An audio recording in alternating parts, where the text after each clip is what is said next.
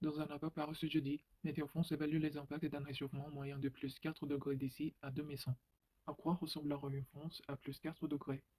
C'est la question que le gouvernement s'est posée pour établir le plan national d'adaptation au changement climatique, présenté officiellement la semaine dernière. Pour s'imaginer un été sec en 2100, il faut se représenter que le déficit de précipitation sera près de 2 fois plus important qu'en 2022.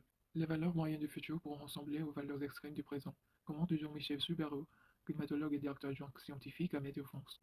Dans une France à plus 4 degrés, les records de chaleur de 50 degrés deviennent non seulement possibles mais probables. D'ici à 2100, le nombre de jours de très forte chaleur dans la région parisienne sera équivalent à celui des régions méditerranéennes dans le climat actuel.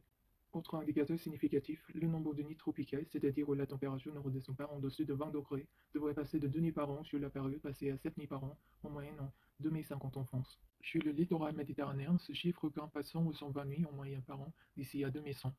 Et à Paris, 43 nuits par an seront considérées comme tropicales à la même échéance.